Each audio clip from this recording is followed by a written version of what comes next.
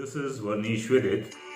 I'm by profession an IELTS trainer and I've been training IELTS aspirant for more than last 20 years. Means for last 2 decades I have been dealing with those people who wish to go abroad. Today is the 2nd of October and we are commemorating the birth anniversaries of Lal Bahadur Shastri and Mahatma Gandhi. So on this occasion, I felt that I must share some of the thoughts and ideas of Mahatma Gandhi that I have found belief in. So I believe that there are various thoughts of Gandhi that he has given us. We must follow and we must tread on that path that he has led for us. So we believe that the real wealth we are surrounded by is our gold, silver, or it may be our property or vehicles or cars, or it is all the luxuries we have acquired and attained in our life. But Gandhi says it is the health that is the real wealth and not the pieces of gold and silver. How truly he has said this thing. So we need to first of all look after our health. We have to maintain our health. Health is the most important thing and this is the real wealth. If health is intact, all the wealth we can enjoy. Otherwise, the wealth becomes all futile and it goes in vain when our health is not intact. Second thing, we want to lead a life without understanding what is the main crux, gist, or the central or pivotal point of life. Without understanding that pivotal point of life, we cannot lead life happily. So Gandhi says about it, where there is love, there is life.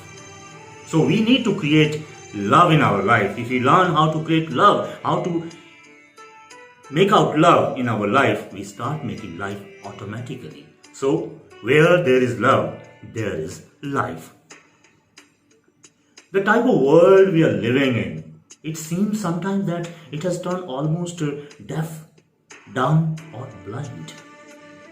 Because here there is a retribution of everything, people are retaliatory and they want to take a revenge of everything. So there is a revengefulness prevailing across the borders on all the regions of the world.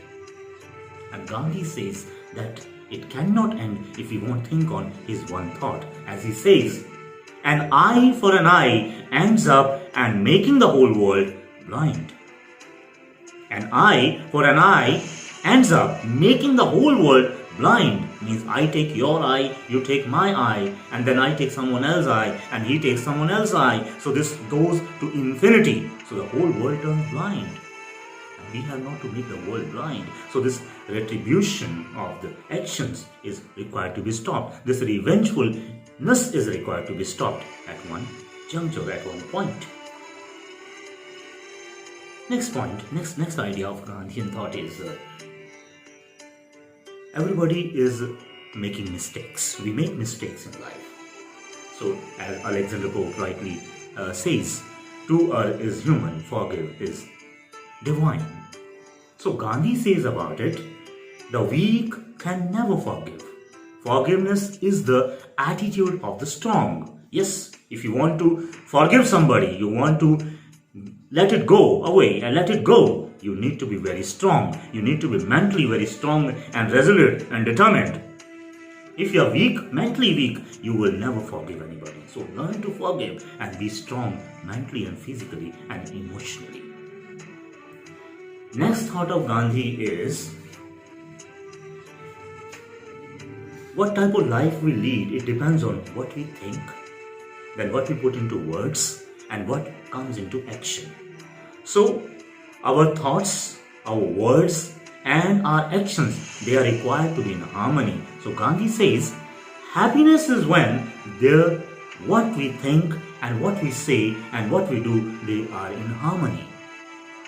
So if we want to create a harmony in our life, we want to create a happiness in our life, we need to create a harmony of thoughts, words, and actions. How beautiful a Gandhian thought this is. Next thought. Anybody can hurt us anytime. People are so short-tempered, they are so short-sighted that they get easily hurt. It's so easy to get anybody annoyed, angry, or distressed.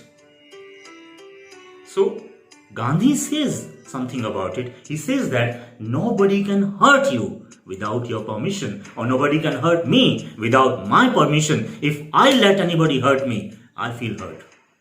If I feel anybody make me angry, I get angry. I can control my anger only by controlling myself. I cannot let anybody else to make me angry. So Gandhi has very wisely said, nobody can hurt you without your permission. Here's one more Gandhian thought. Like, we lead a life where we want a victory for ourselves. We want to see ourselves victorious. We want to see ourselves winners. Everybody wants to win.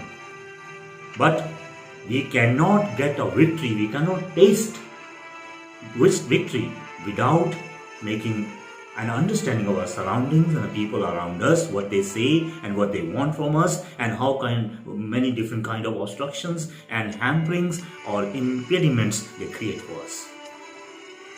So Gandhi says something about such people and such circumstances and such surroundings. He says, first they ignore you, then they laugh at you, and then they fight with you, and then you win. Yes, somebody ignores you, somebody laughs at you, or somebody fights you or fights with you. It doesn't matter. If you just become ignorant to all these things and you just get pinpointed towards your objective and your target, you are a winner. You win. And for this video, the last thought of Gandhi on this auspicious day of Gandhi Jayanti, that is 2nd of October, that is something related to the change we want to see. Everybody wants that there should be changes in the society. Everybody wants that the surroundings should change and everything must change. But Gandhi says, you must be the change you wish to see in the world. Whatever you want to see change in the world, first have a realization of that change within you. When this change is realized within you, you will see the change appearing and it is coming around you in the world also. So you must be the change you wish to see in the world. So these were some of the Gandhian thoughts I shared with you. I hope you liked it, and if you liked, please do leave a comment, and don't forget to subscribe and subscribe the channel and like the video. I'll be back with the next video. Till then, goodbye. Have a nice time. Thank you.